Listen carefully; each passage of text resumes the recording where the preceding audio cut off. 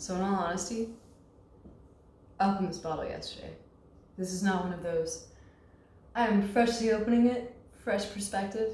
It is a fresh wine though. And it's one of those wines where it reminds me of everything I love about natural wine and its purity. I mean, at the end of the day, it's more like it's wine. It's fermented grapes. And these ones are from Greece, and they have so much information online about it. It's in stainless steel, 30 days on the skin, and then it's unfiltered. So once it's gone through that longevity moment of sitting in stainless steel, indigenous yeast, spontaneous fermentation, the moments of grapes in that point of time spreading themselves into wine. It's so beautiful. I do taste a difference whenever it's the yeast that's indigenous, like the yeast that then creates fermentation, which then creates alcohol, is either on the skin of the grapes, or some people will get it, and I would need to check what they do, but they'll get yeast from that area. They do it with beer as well, where you can even just put a little petri dish out on the land where the grapes or the grains are, or with beer, if it's even just where one of the ingredients is going to be that will go into the beer for like the synchronicity and harmony. Petri dish there, you let this yeast get on the dish, and then you test it and you see if it's viable to then create fermentation and then create alcohol. And you just taste more of that place.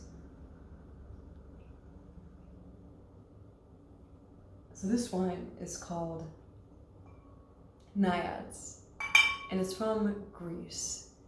And Greece is one of those places that never really got fucked with from the conventional means of throwing pesticides and doing single crop fermentation of just corn or whatever is being massively produced and massively fueled into our bodies. There's a large part of natural wine into biodynamic and the concept of even beyond that, where you have things of the land that grow in harmony and have many different things, and it brings richness to the soil. It brings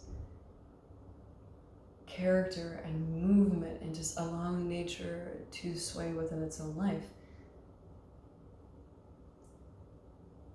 I feel like I can taste that level of purity in this wine. There's nothing hidden from it. 30 days of skin maceration. It's very gentle in many ways. It can be a lot. In this one, I find it very gentle. It very much depends on the grape. With orange wine being essentially white grapes that then sit on the skins, and you get different shades and hues of orange. Let me clear off the glass a little. I don't know if that'll change anything, but I'll clear off the glass. This is one of those like honeydew straw colors, is the way people describe it. And you have things like Pinot Gris, which is like gray skinned. It creates this pink wine. How fun and incredible is that?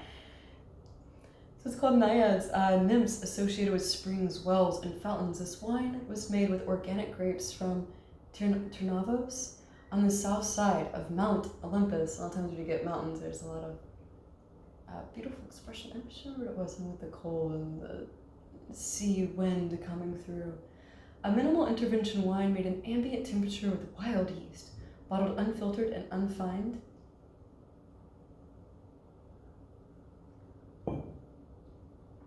You can taste every moment. Nothing is hiding.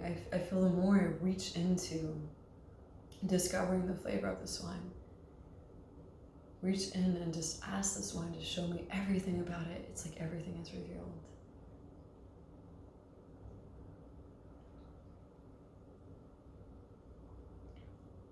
There's this movement through the top of the mouth, just this full, like if you had a moist, silken, warm bubble turn into wine and just float to the top of your mouth with a caress and then slide through your body. A little bit of salt and sea wind, leaving this expression still inside all of me. Like my mouth still feels fulfilled and satisfied. I feel the very thing I tasted moments ago is still fully expressed in my mouth. There's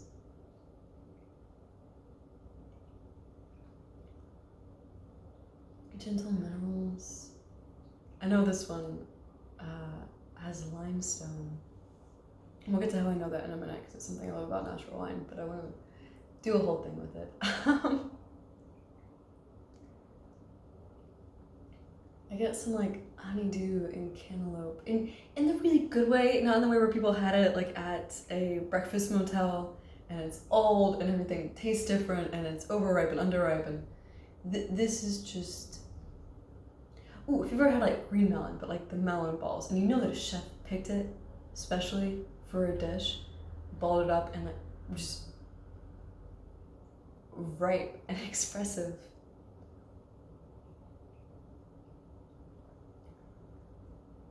This wine is so gentle and yet tells you so much about itself all at once. If this wine could spontaneously ferment into a human, I feel like we would be very gentle friends that swung on swings a lot around a river and just danced and sang in, speaking of a song. I remember I actually wrote the notes for it last night, but it starts with, "You are so beautiful to me. You are so silky full to me." And cascading melon drops, hugging winter seals. I feel so much life in you, so alive with you, and gentle yet knowing harmonies. Your song is so pure. Thank you for letting me drink you inside me.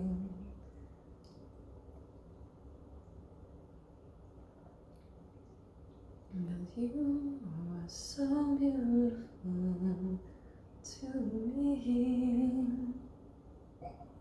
Oh, I hope you see the love I feel for you.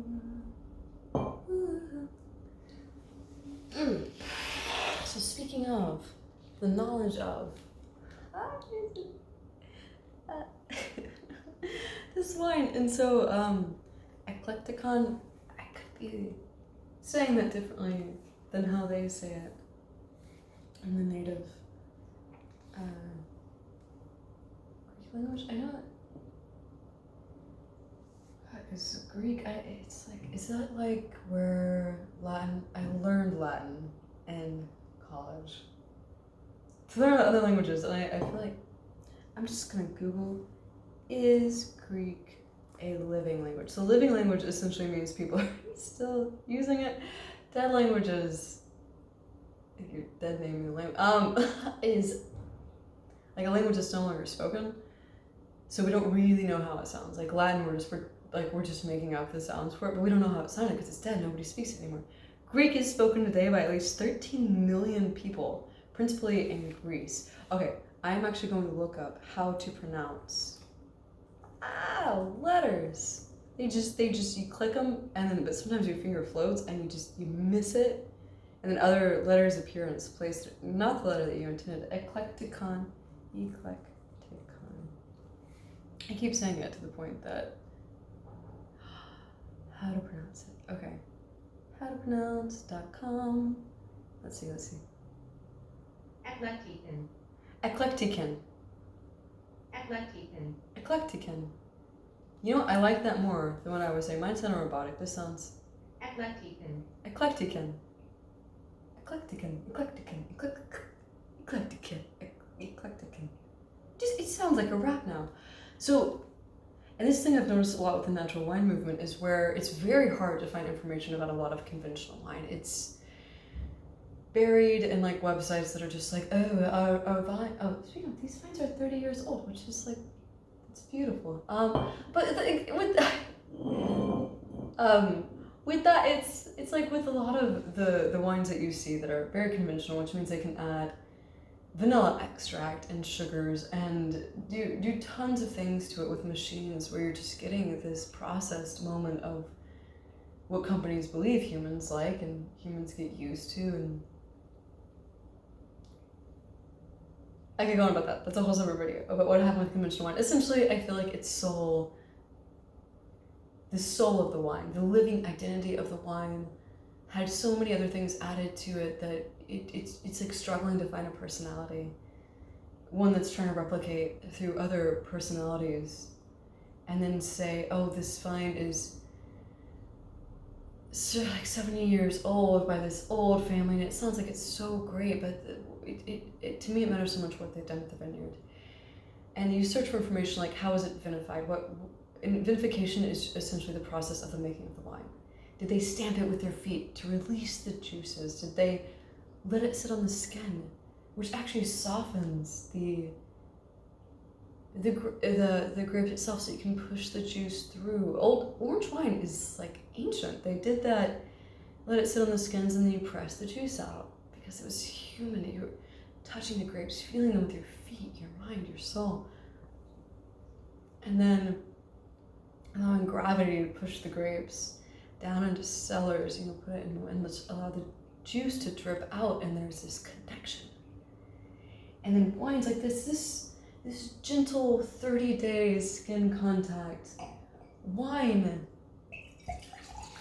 I don't know if you could ever get this amount of character and little bits of sediment floating with unfiltered and unfined that the expression is so large. I never had that before natural wine. I was like, wow, this tastes good and gets me drunk. And now it's like, who are you? But they tell you so many things about it, and you miss this in conventional wine. It's like they're trying to hide everything. Certified organic, Mediterranean climate, nearby Mount Olympus, because it matters where it's from. Cold winters, hot summers, and they tell you these things, and the more you read this and taste wine, the more you feel it. You can taste what cold winters do and hot summers do. The way the grape fully expresses in sweetness or reserves itself in different flavors. The soil is mainly limestone with good straining properties and pH of 7 to 7.8. That information's on here. And then I drink more wines that say limestone. I'm like, wow, I can taste this. Or you've got pictures of the region. And then when you drink wines with that type of soil, taste it. Volcanic's a really good way to get into that, because I feel like volcanic is one of those things you really taste the minerals and the structure and the sulfur, hints of smoke and trees. 30 years vine age, altitude is 110 meters. And the more you taste wines from different heights, the more you can feel that as you drink it. Slope 3%. I don't even know what that means, but they have it on here. Planting density, 3,800 plants per hectares. Okay, I'm going to admit, I have looked up what a hectare is. I view it as similar to an acre. That is, okay, you know what? We're gonna learn together. What is a hectare compared to an acre? Because acre is more like a, okay, so 1 hectare is 2.47 acres. I'm just gonna go with 2.5. Okay, because in America we're more used to acres. So 2.5, so it's like times 2. So where'd it go? 3,800 plants per hectare? 3,800 plants per 2 acres. That's just telling you how many plants are there besides just grapes. Wow, and there are some wines where you drink it and you smell it, and if you look at the plants in that area, you can smell or taste those plants. It is incredible. Oh my god, like how do grapes do that? How does wine do with the yeast and the wine? And you can taste a flower that's been growing there. Wine is like this moment of history that you can drink. Okay, irrigation 1 to 2 times if needed. This is very important because the more you just like overwater and stuff, it affects the soil and it affects the wine where there's less flavor. So this is very close to the dry. If you see dry farming, it means they're not watering it, overwatering it, and changing it 1 to 2 times if needed. It's very minimal and it brings out more of just like the natural way things go. You're not overwatering and oversaturating. Spraying 1 per season, bluestone per sulfur if needed. I don't know what bluestone is. We could look it up real quick. You can always in this video where you want, but this is what I do. I'm just like, ooh, what is that? Okay, when I Googled bluestone, the obvious and in wine, because it just brought up bluestone vineyards. I mean, it initially just brought up like a stone that you wear. It's like a ring per vineyard. I'm going to get off this if it takes too long, because I know it just keeps bringing up bluestone vineyard.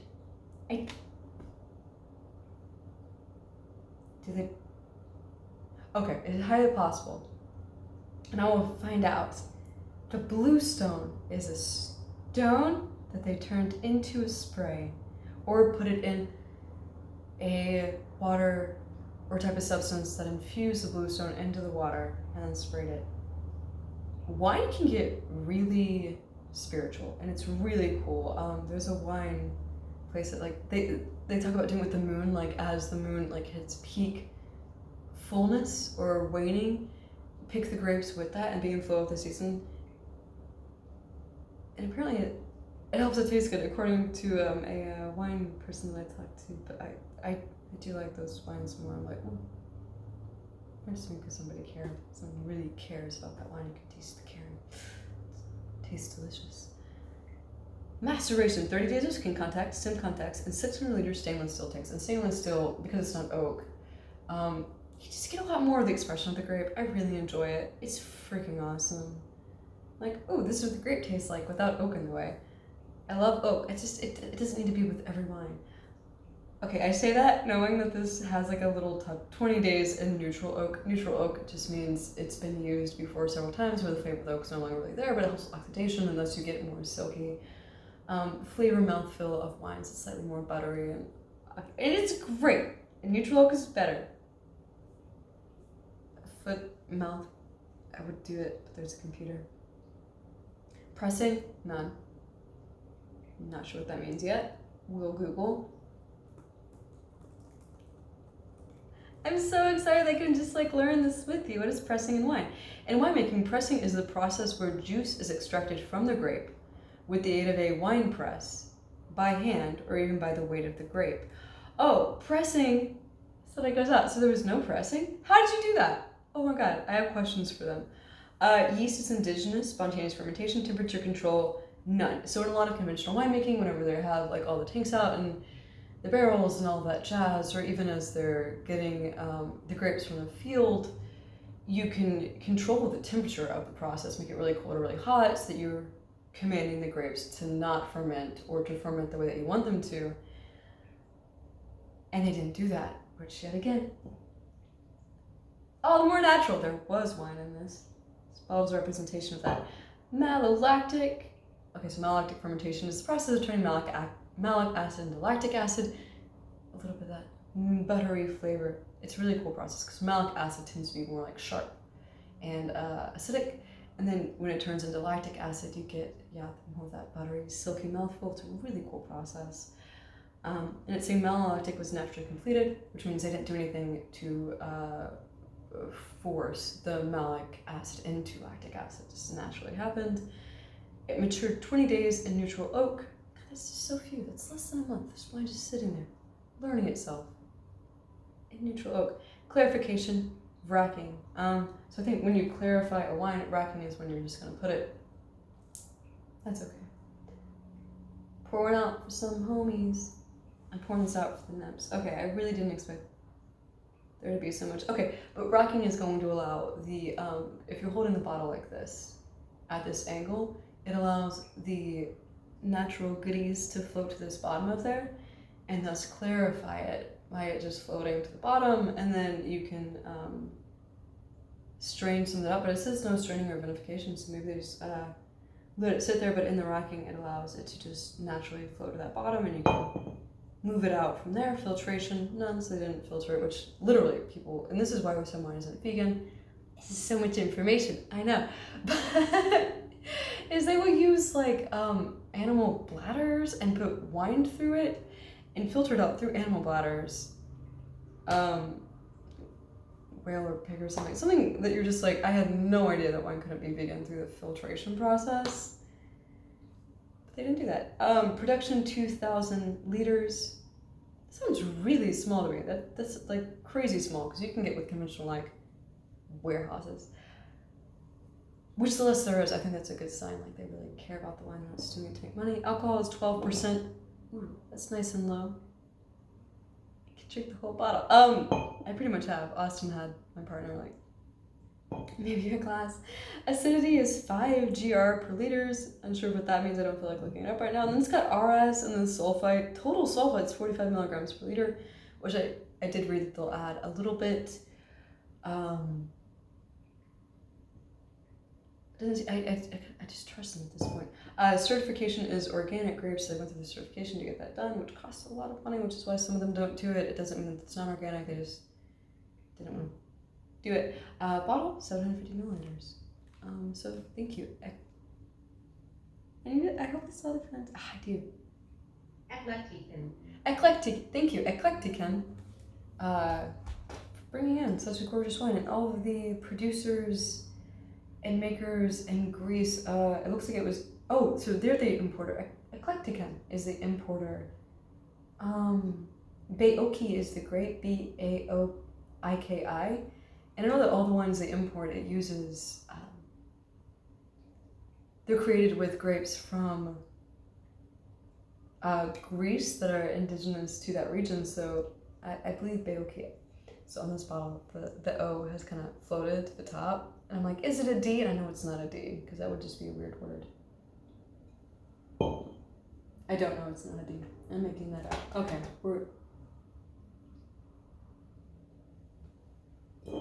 it's a D. It's Bariki. And it's such a world. I feel silly. I was thinking it was an O, the way that it floated. So the grape is Badiki. It is gorgeous. It's 100% Badiki. And that is an indigenous grape to Greece. Produced and bottled by, I found it. Okay, produced and bottled by Papras Winery in Trnavos, Greece. I want to look up all those words, but I've given a lot of information, and my brain is going, it's just time to rest and be at peace with life. But thank you to all of the people that created this wine. It is delicious, and I hope to try many more. Bye. Thank you.